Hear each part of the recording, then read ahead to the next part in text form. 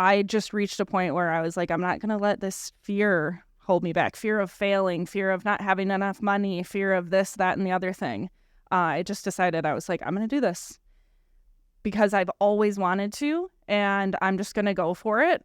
And if it doesn't work, it doesn't work. That's okay. And I think that sometimes there's that fear of like, oh, if I start a business and then it fails, like I'm a failure. And it's like, no. Or if I start this business and I realize a year down the road, I'm like, this isn't for me, and I just want to be done. That's fine too. Yeah. Like, I think that I put a lot of pressure on myself of this failure thing. And so I just was like, I'm just going to go for it. I'm not going to let that fear of failure hold me back anymore.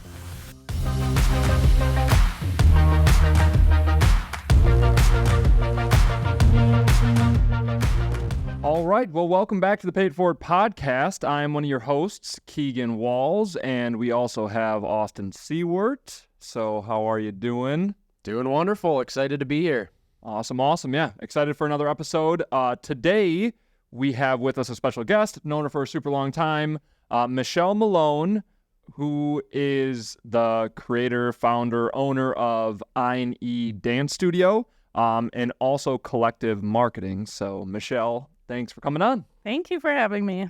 Awesome. So, why don't you just tell the listeners just a little bit about you, your backstory, maybe a little bit of, what led you to where you are now with these two businesses?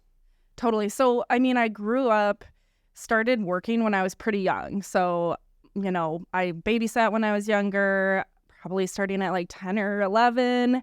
I started delivering newspapers once a week in West Salem to probably, that was probably when I was like 13 or so. And then I started at 14 as a dishwasher at Fox Hollow Banquet Hall. Okay. And then, kept going up. I had to, really, I wanted to pursue dance in high school, and it was pretty expensive. So my parents were like, you can do it, but you have to pay for your dance costume. So that's why I was working so young, but I always enjoyed working. So then, after high school, I'm, traveling, doing some different dance training programs, working as a waitress at Applebee's, right out of high school, continuing on. And so then I was like a server for a very long time. I eventually decided that I was going to go to college for graphic design at the same time of, teaching dance, doing my dance career. My mentor was like, hey, it's a good idea to have something else other than just dance because your body, you could, whatever. And for sure. I have torn an ACL before. So I'm really glad I listened because I was out for a year of dancing. So did the graphic design degree and then started working as a sales and marketing manager. Well, I started as a graphic designer, working for Misty Lown at More Than Just Great Dancing. And I loved working there. I was able to do so many different things in regards to sales and marketing and graphic design. And I was always hungry for more. I wanted to do new things all the time. But during those 4 years of working there, I always felt like I was never content. I was never satisfied. And I always was like, something's wrong with me. What is wrong with me that I can't be content at this job? And I eventually was it hit a point at that 4-year mark. And I was like, I think it's time to just do the entrepreneurial thing. Just anytime I would see an open building or empty space, I was like, I want that. I want to start a business in there. And I always had millions of ideas of what I was going to do. So it kind of got to that point, like I said, where I was ready to go off and do my own thing. And that's when I started Collective Marketing. I felt like that was the easiest, shift. I was doing that for years. And so, started doing website designs for people, social media, et cetera, anything in regards to marketing. And then I was realizing that I didn't want to be in front of my computer all day. And so, and I wanted to be dancing more. I was just really craving dance more, and there was nowhere really in this area to dance for a, professional level dancer. I had my dance company for, a few years, but the dance studio space, having an actual location, was something I've always wanted. Since age 19, I wanted a dance studio. It looked different in my mind when I was 19. I thought it was going to be, for inner city youth and things like that, because I was really into hip hop dance at the time, which I still love. But my life has just evolved so much from that point. And I was like, no, this is for adults only. And that's what I'm doing. So then I opened my dance studio this past January, 2023. Awesome. Yeah. And so if people don't know, I&E Adult Dance Studio, but I think it's proof because, I'm seeing tons of stuff on social media. I'm seeing people that are absolutely loving it, going all the time. My wife has talked about going. I keep talking about going. We will go. Yes. But yeah, I think it was this huge need of a lot of people. Either I've never tried dance and I just want to go check it out. I have danced, but after you graduate and you're out of like studio life, there's really not much for you.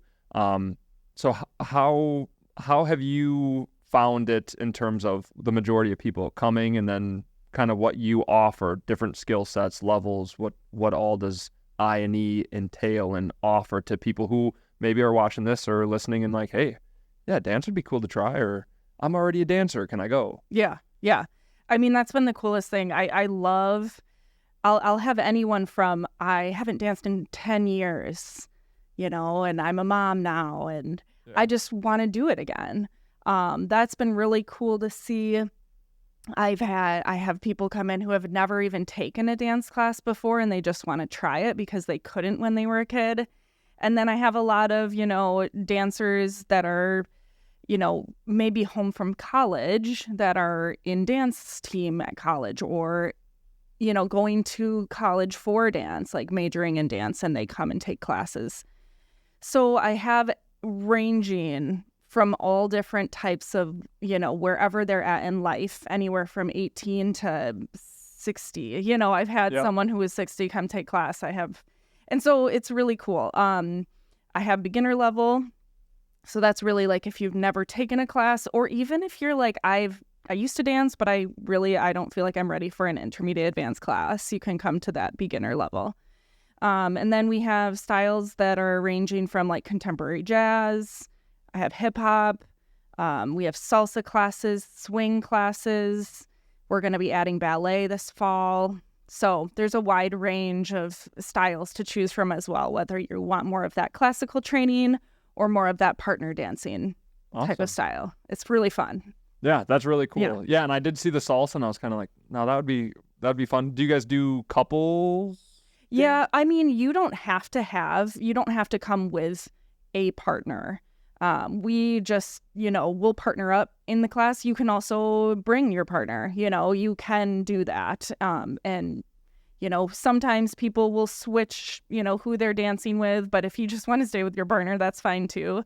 I just want to create a really safe and comfortable space for anybody to come try it and feel good while they're trying. Because it's kind of like, it's a little intimidating. And I know I've heard people say, I'm just kind of intimidated to come to class. I'm like, seriously, like, this is the safest space. Like, all of my instructors are incredible. I teach a lot of the classes. And yeah, that has been my biggest thing, is making sure that it's a safe, comfortable, fun atmosphere for people to come to. Yeah, that's really cool. So for the non-dancer in the room, do people sign up for can you just go to a random class, or do you sign up for a month or 2-month session where you go regularly to learn like a specific dance, or how does that work? Yeah, you don't have to sign up for sessions. I might be doing some 4-week sessions in the fall for swing and salsa, just so that it builds. But all of my classes right now are just, you buy the class, you come to the one class. You don't have to commit to a whole month or anything like that. So kind of keeping it nice. And I mean, adults were busy. And so I do have, awesome regulars that are coming every single Thursday morning for beginner contemporary, or whatever class. And you can choose to do that too. If you are like, yeah, I love this class, I want to keep coming every single week. And that's been creating more of the camaraderie of students. They're getting to know each other. And it's been really fun because it's like, oh, well, I didn't know there were this many dancers in town that are 30 years old like me, and we're just like, oh, we're like a little crew now. Yeah. So, yeah.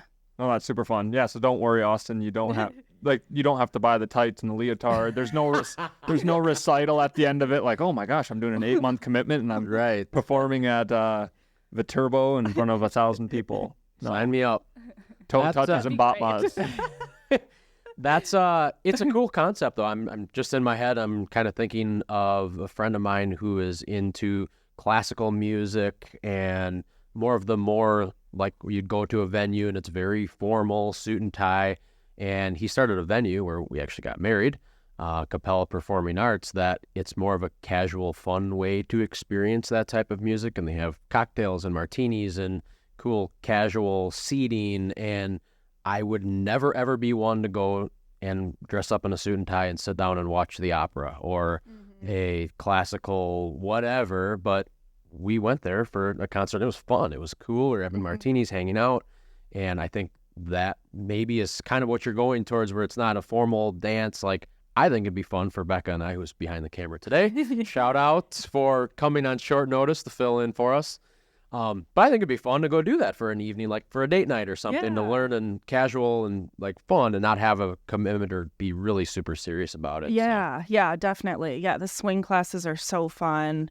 My instructors are like so energetic and fun. And then salsa, I mean, my instructors are just great. I love them. Yeah. And like my one instructor, Emmanuel's from Puerto Rico. So he grew up with salsa. And so that's what I love that. And then Christina is actually from Greece.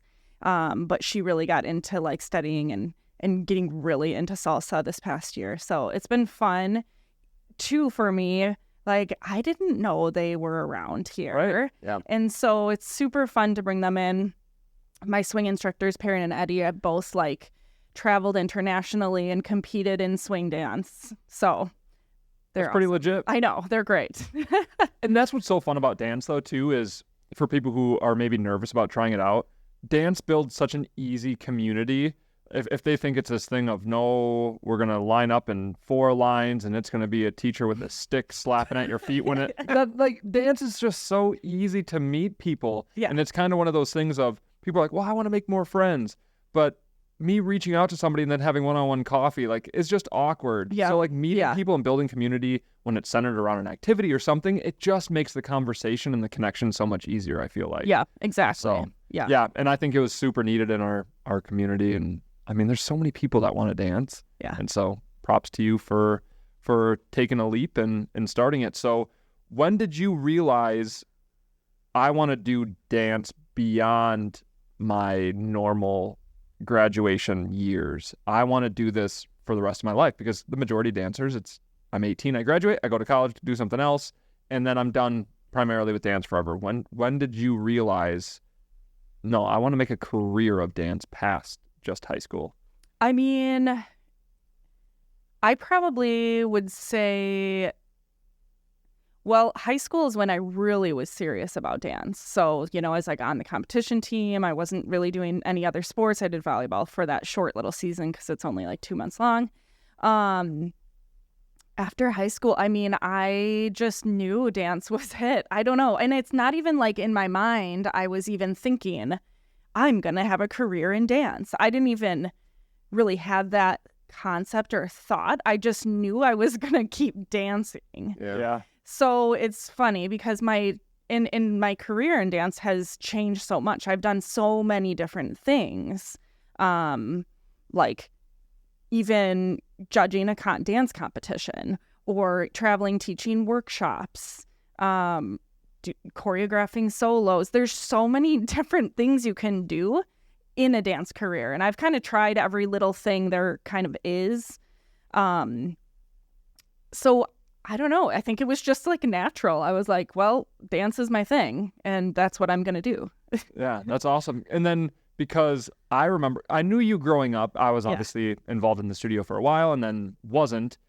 But then I think when I reconnected with you was in Kansas City when you were, when you were training. I don't remember his name, but you were doing primarily hip hop, but training in Kansas City. Do you remember that? And then I came, and then I even took, I think, one of the classes, and I felt so uncomfortable. But what was that teacher's name? Shug. Yeah, and then he gave you, in case people don't know, dancers sometimes get nicknames. And well, that's his nickname, Shug Easy is his nickname. Yours? I don't. Keegan never knows. I don't. Yes, I do. Yes. Yeah, a professional dancer. They call me Sexy Smooth. But no, Michelle's nickname is Sketch. Oh yeah, which people are like, which when you first hear it, people think, oh, because she's sketchy. No, it's because you explain. Okay, so yeah, I was the first year after high school. I moved to Kansas City, and I was in a kind of more intensive dance training program with a ballet modern company. So I was doing that from like 9 to 2. Every day, Monday through Friday. Then I would go work at Applebee's, and then at night from like 8 to midnight, I would go dance with my hip hop crew that I was in. So it was like very weird, like two like different sides of me.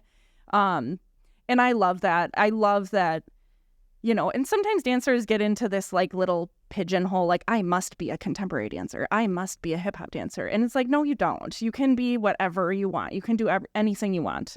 So anyways, the hip-hop crew, Shug Easy, he's from Houston, and he noticed me. I took like one of the classes at the studio, and he's like, hey, you're really good, where are you from, like, whatever, invited me to start doing the dance crew. And it was so intimidating the first time I went. Oh my gosh. They were like literally freestyling to like the fastest Busta Rhymes song you could hear. And they're like, all right, you have to like hit every single thing. And I was like, what are you talking about? I can't even hear it. Yeah. So anyways, I kept coming. I probably wouldn't have came back though if he didn't like reach out and be like, hey, are you coming again? Hey, are you coming again? So yeah, he named me Sketch, and the reason is because when I danced, he saw it looked like I was sketching a picture, or like my body was like, sketching something. So that was kind of it. B-girl Sketch. B-girl Sketch. I used to do a lot of break dancing. Yeah, and then I tore my ACL. What, after you tore your ACL, no more break dancing? Honestly, yeah. Yeah. It was like my knee was never the same. My knees aren't the same. And yeah, it's so much. I mean, breakdancing, your knee is like, all the time. It's I'm tough. pretty sure you tried to teach me some stuff, and I said, this just isn't for me. I've never torn my ACL, but I've torn both my meniscuses. Yeah. Menisci, whatever it is. And I got no cushioning, okay? Yeah. I'm in that low crouch position. I'm like, dude, there is a needle shooting out the front of my knees. I said, I can't hold this for much longer. No, I'm just squatting. I'm not even dancing. So I said, this b-boy stuff, I'm not a b-boyer. So no. So Michelle, when was the right time to take that leap into full-time entrepreneurship of working multiple jobs? And it sounds like you had that hard work ethic ingrained at you at a young age. You kind of knew you wanted to be an entrepreneur, do your own thing. When did you said it was the right time to do it? How did you know it was the right time to take that leap? Well, how did I know? I just had that like kind of gut feeling. I got to a point where I was no longer like gonna let fear hold me back. And so I think that was just growth as an adult, healing from things that I had been through in my past, and just turning 30. Like, I don't know. Like, I feel like I just reached a point where I was like, I'm not going to let this fear hold me back. Fear of failing, fear of not having enough money, fear of this, that, and the other thing. I just decided, I was like, I'm going to do this because I've always wanted to, and I'm just going to go for it. And if it doesn't work, it doesn't work. That's okay. And I think that sometimes there's that fear of like, oh, if I start a business and then it fails, like I'm a failure. And it's like, no. Or if I start this business and I realize a year down the road, I'm like, this isn't for me, and I just want to be done. That's fine too. Yeah. Like, I think that I put a lot of pressure on myself of this failure thing. And so I just was like, I'm just going to go for it. I'm not going to let that fear of failure hold me back anymore. So that's great. I mean, that's a similar story to a lot of people, right? And you have to get over that fear of failure. But are there some practical things that somebody can do instead of just, for some people, it's not realistic, right? If you have a family that you need to provide for and you have a big house and cars and like you have overhead, for some people, it's not realistic to take the plunge right away. But what are some practical things that somebody could do to move in that direction to eventually take that step?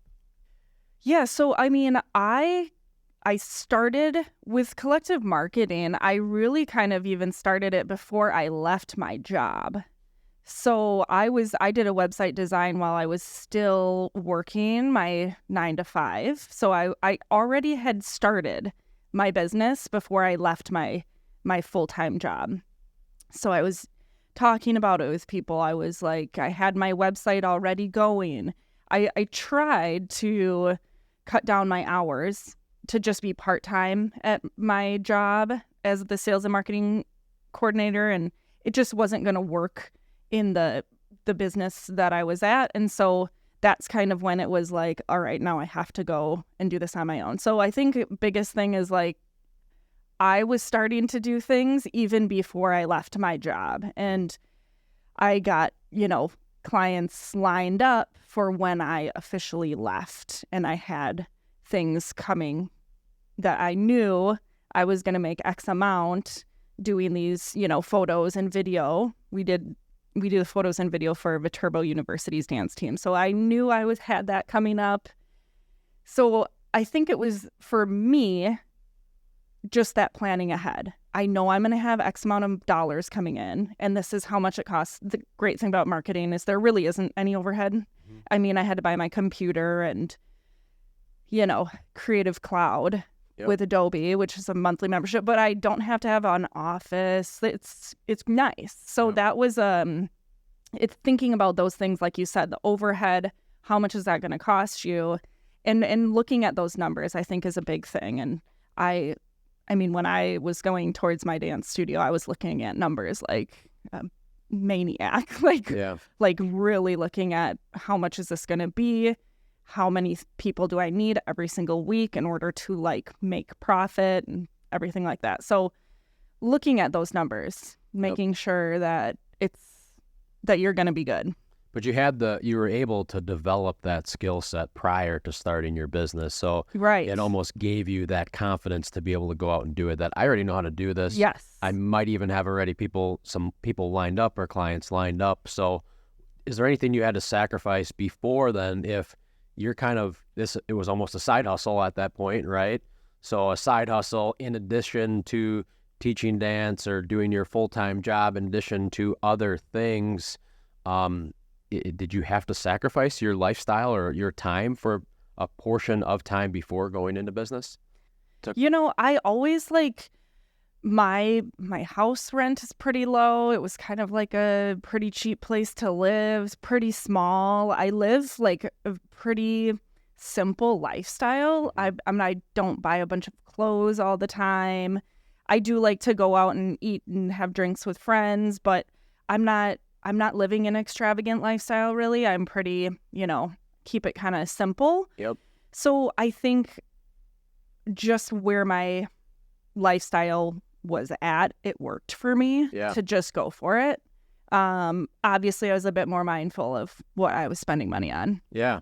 So. And I think I was the same way when I got into selling real estate. Obviously, when you get into selling real estate, it can take a month or two to find a client to work with. Mm-hmm. It can take them another month or two to actually find the property that they want. And then it could take another month or two for that sale to actually go from offer accepted to closing. So you could very easily have 6 months without getting the paycheck. But during that season of my life, I was living in an owner-occupied duplex. I could live off of ramen noodles if I needed to. Right. My tenants downstairs were paying my mortgage payment. I didn't have any debt. I wasn't driving a brand new truck.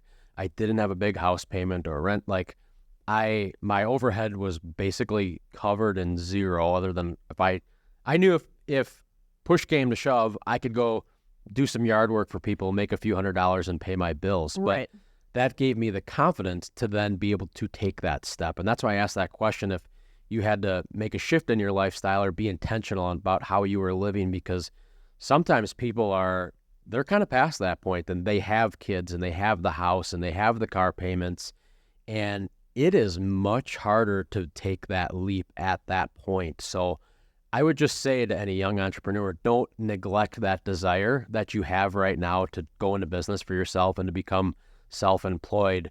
There's going to be even though it is a challenge, there's going to be no easier time than now to take that leap. Yeah, sure. That's a good point. Yeah. Yeah. And I mean, I now I'm thinking about it a little bit more. And, during those first few months of collective marketing, there was I was like, oh gosh, I need a little bit more money here. And so I just, bartended at Stony Creek for some weddings. Yeah. Just needed a little bit of cash. Like, that's easy. I can just take that home with me. So, Yep. being, it's okay. Like, it might be, and just having that mindset of like, hey, it might not be enough right away. So like, do you have like other little things you can do? Like you said, the yard work. Yep. If you can bartend or serve, I think any restaurant would hire you with a snap of a finger right now. Sure. Yeah. So, just thinking about those things. And since I had that experience in my life I've served for like 10 years of my life, I've bartended, that's an easy thing to just pick up and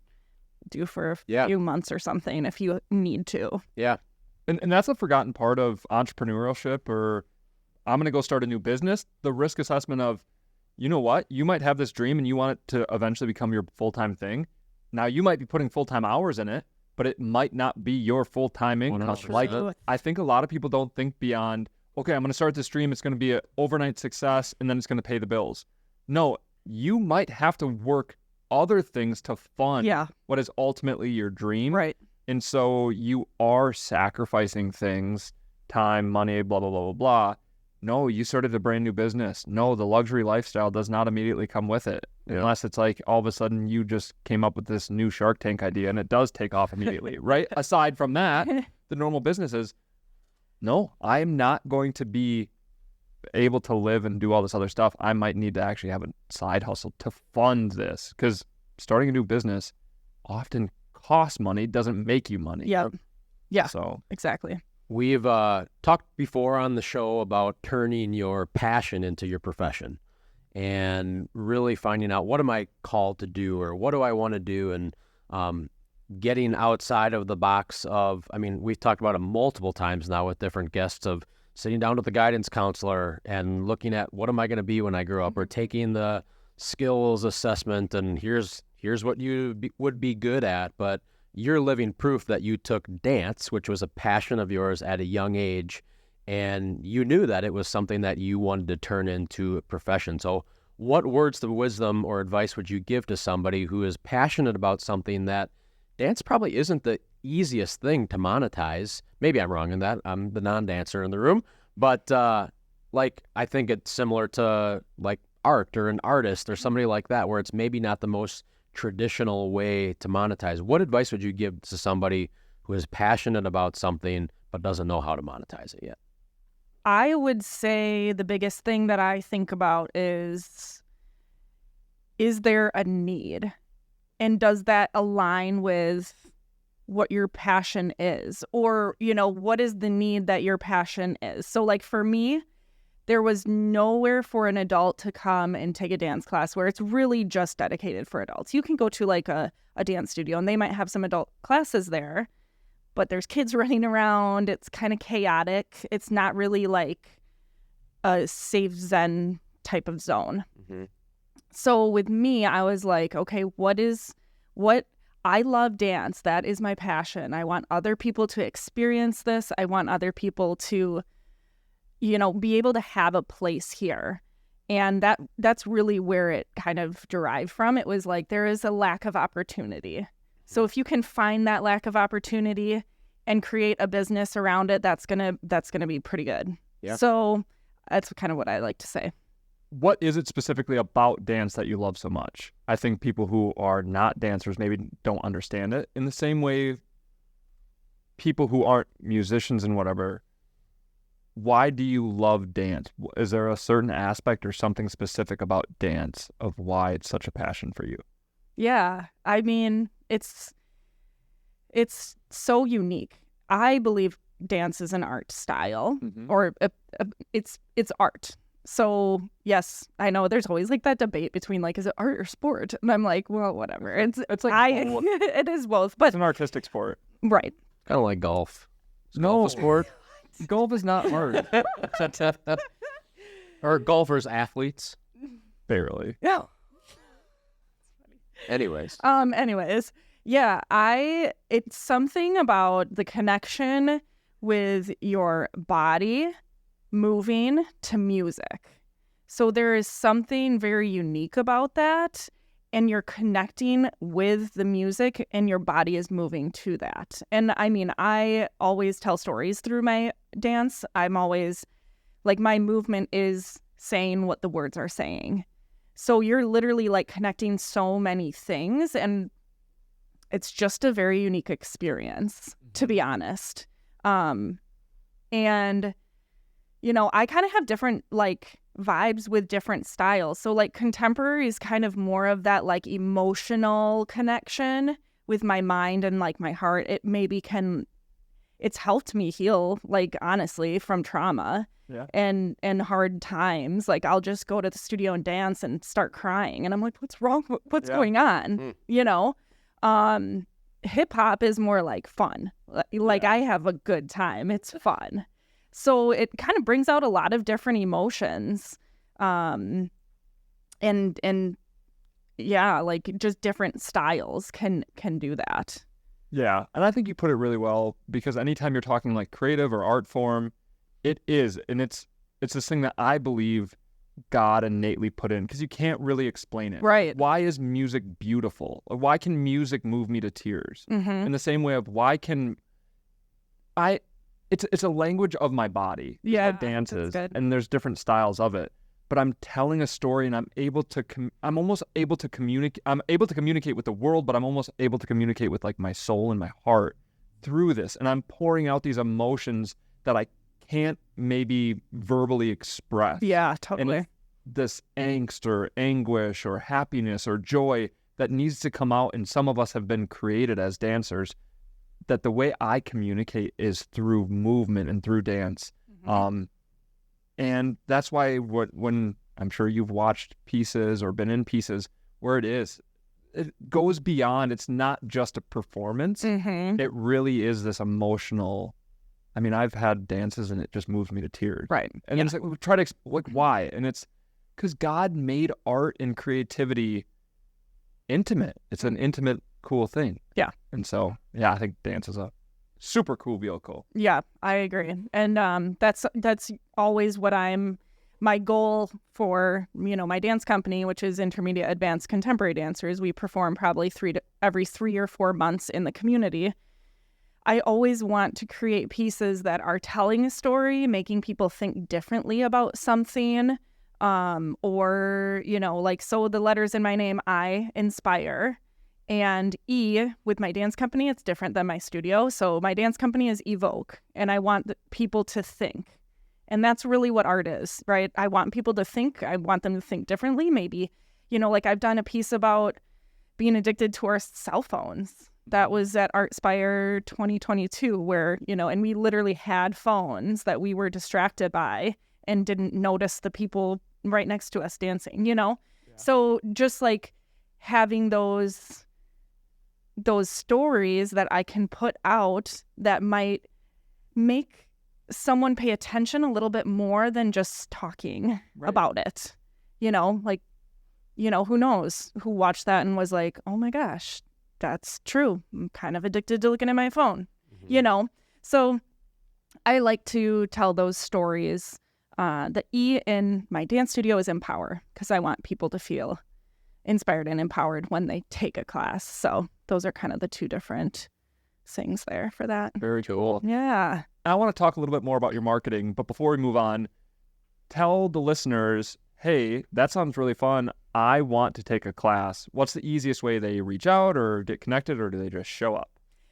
Please pre-register, because, you know, if I don't have anybody on the schedule, I'm probably not going to be there, you know, to teach the class. So please pre-register for the class, and you can do that online on my website. If you need help with it, you know, just send me a message. Right. Yeah. And if you're watching Easy. this, let's be real. The link will be somewhere in the bio. There you go. Well, awesome. So dance, when did you, I know that your background was in marketing and whatever. Mhm. When did you say, hey, I'm doing this dance studio now. I also want to make my own business of marketing. And how did you come up with it? And then what all do you do for that? Yeah. Well,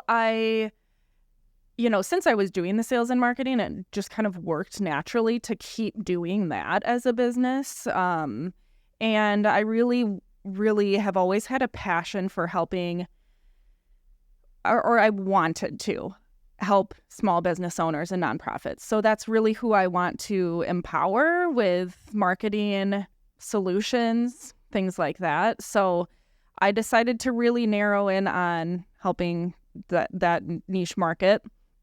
So yeah, I really love working with the small business owners, nonprofits. I have a passion for nonprofits, and I was like, I don't want to work at a nonprofit. I almost did. I almost worked at New Horizons Women's Shelter, which I'm really passionate about, but I decided I wanted to just be a support than work in it.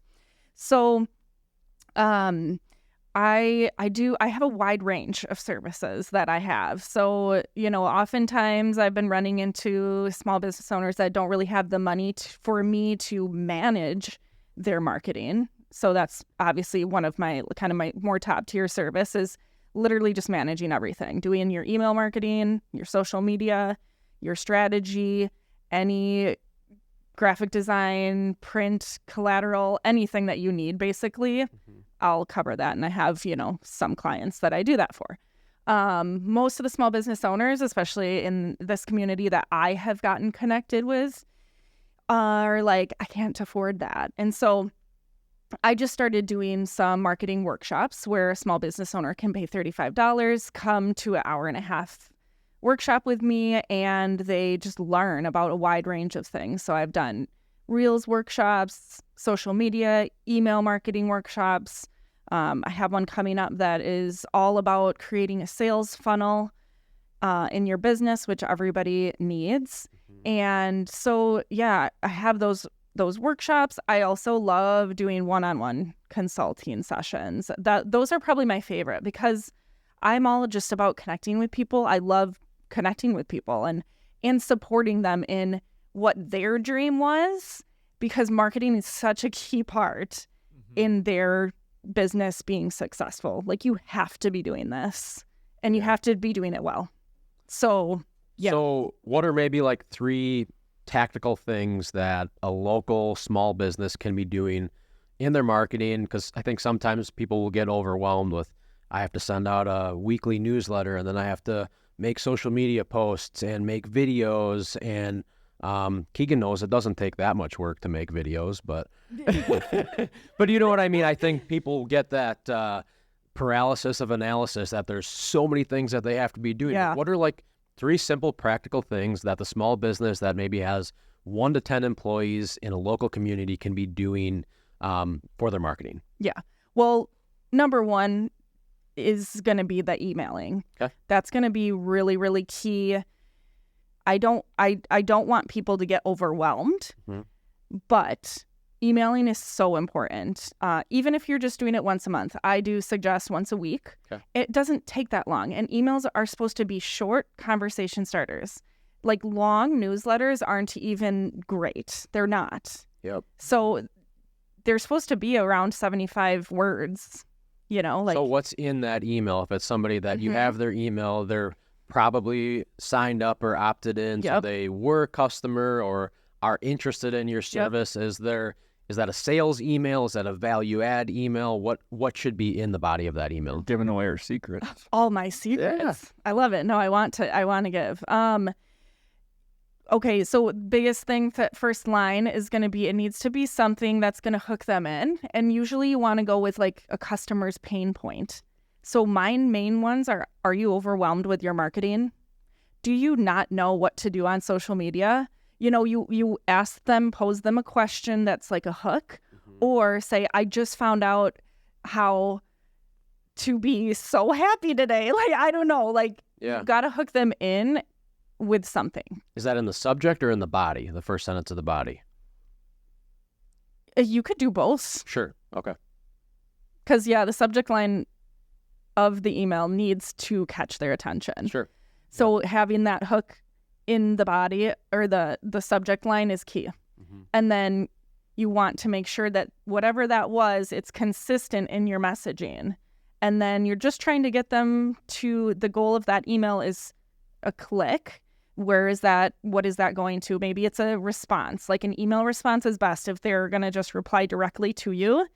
So, asking a question at the bottom, which would actually make them respond. Sure. Do you know what I mean? Like posing a question, not just like, would you like to chat more about this? Yeah. A little bit more focused. Yep. I guess that's what I would say. More call to action. Yes. Because if it's just a yes or no question, like, right. Did you find this email helpful? Yeah. Yes. Yeah. I'm not going to respond. Right. To that. Right. So email marketing, consistent, either weekly or monthly, but consistent, right? Catchy, or some sort of a hook in the subject or in the first sentence of the body, question at the end. What else? Aside from email. Yep. Aside from email, I am a huge advocate for making sure you have a Google My Business account, which might sound silly. Like, why are you telling me to have a Google thing? Like, what? This is actually like it's pretty easy to set up. But the thing is, like, majority of people are going to search on Google. They're going to search coffee shop near me. Yep. Right? You want to be popping up on there. Yep. If you don't have a Google business on there, and you don't have to have a physical address. Collective Marketing is on there and it doesn't have an address. So if you're a home-based business, you don't have an actual physical address, you don't have to put it on there. So any business can be on there. Do you have any like success stories so far of people or clients you've helped? And maybe this is kind of your pitch to businesses. Maybe there's businesses that are even doing well financially. Well, I'm already making money. Why would I need this? Well, in today's moving digital age where everything is, you better grab their attention in 3 to 5 seconds. Right. Can you speak to, one, the importance of why every business, especially small businesses need creative marketing? And then maybe some experiences or testimony you already have with current clients. Yeah, that's very true. I mean, 99% of people are going to go look at social media too before even visiting or a store or buying that product or whatever. So, that would probably be my third one. Sure. You do need to have social media and it needs to be good. Yeah. And there's so many tools out there. Canva is great for a small business owner that can't, hire a graphic designer like me to do their social media for them. Yep. It's just that where people are looking. Yep. They're going to look you up. They might hear about you and they might go search on Google. They might go look on Instagram. They're probably going to look at your website. They're going to look around a good amount. So being on all those in those spaces is going to be just really key and important. And yeah, with the generation that's coming up, you have to think about the generational changes of people, like what are people, what's your kind of target demographic and age? Where are they spending their time? And making sure that you're there so that they're coming. Yeah. You know what I mean? So that you're getting business. Yeah, they're eventually going to be your clients. Yes. Well, guess what? They're on social media. Right. good thing, I mean, we're on Facebook too, but a lot of young people, cool, you're advertising on Facebook. Well, we want to get 20-year-olds. Well, then quit advertising on Facebook. Yeah, right. Get on TikTok and Right. Instagram, because that's where they are. Oh, you want to reach these people? Well, be where they are. Yes, yes. And you know, biggest thing is having short form video. Oh, yeah. You have to have reels. You have to be, and you know, like you said, viewers lose interest in, I mean, I've heard 1.3 seconds. So Yeah, like that first second has got to be a hook, something, and Yeah. Yeah. It can't just be, oh, hey. That was already 2 seconds. that was way Swipe, too long. Swipe. Way next, too long. Next. Yep. Next. Yeah, and finding, you know, like, do you like, I mean, I love humor. I think majority of humanity Amen. loves humor. Amen. And I think there's not enough of that. I mean, for businesses, like, I feel like businesses don't use humor as much as they could. You hear Quick that? Trip is great. Quick Trip is great. Like, Yeah, I freaking love Quick Trip social media. We all do. We all do. So, you know, I just think that businesses could use more humor. You should ask Austin. Okay, for our viewers out there, I have what I think. We're going to put it on the poll. Okay? Do it. We're doing this. I think I have, now they might stretch and push the line, okay, of what is professional in business. I think I have some great billboard ideas. One of them, here we go. Here we go. One of them. So imagine like black and white, like Mad TV type or Mad whatever, that like magazine or whatever. So black and white, person's on the toilet holding up a big newspaper. It's covering everything. Yeah, You can yeah, see yeah, the feet, but you got and it says, if you give, and they'll blur out the word, if you give a crap about real estate, call me. I like it. Thank you. That's so great. Well, remind me. It's funny. I had another one. Another one was, Market's heating up.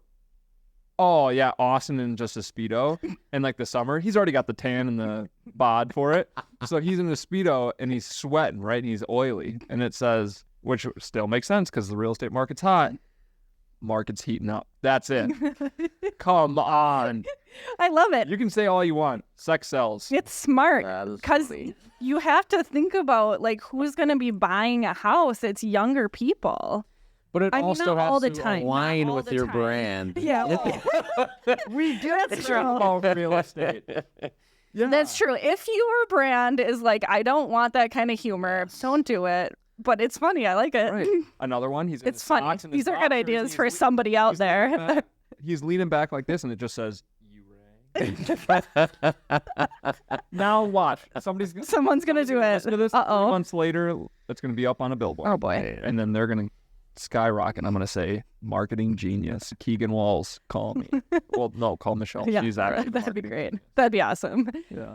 So let's end just the second part of that question. What have been some very positive moments or testimonies from what you've already done with your current clients? Yeah. I think the biggest ones that I've loved are after a one-on-one session, I've had my clients are just like, oh my gosh, I can't believe we got through that much. And now I'm not frustrated with meta business anymore. You know, like it's like all these things that are like, you don't need to be frustrated by this. Like, just let me do my thing. I'll figure it out for you and you run your business, you know? So I think just lifting that like kind of weight off people's shoulders, or just the feedback from workshops too. Like, oh my gosh, I learned so much today. I never knew that. And so now they just have these so much more like knowledge that can help them in what they're doing. So those have been kind of the best ones where it's like people are coming to me, they're overwhelmed with their marketing, frustrated with something that's not working on Facebook or Instagram or whatever, because that platform's kind of wonky sometimes. So yeah, just lifting that kind of burden off of them and just making it a little bit simpler for them. Great. That's awesome. Yeah. Well, thank you so much for coming on. Yeah, it, thanks, was, Michelle. it was awesome. Look, if you guys are in need of marketing or content ideas, or you want to attend a dance studio, definitely reach out to Michelle. We will have her information in the bio. Yeah, she's awesome. She's the real deal. I've seen your content too. It's great. Thanks. Looks like a lot of fun. I'm sure me and Brooke will come take the dance class. Hopefully Austin and Becca can come as well. Never know. Yes. But yeah, thank you so much for sharing all of that, and we really appreciate you coming on. Cool. Thank you. Thank you, Michelle. Hey everybody, thank you so much for tuning in. We sincerely hope that you learned something today. And as always, we appreciate your support and hope that you can all find a way this week to pay it forward.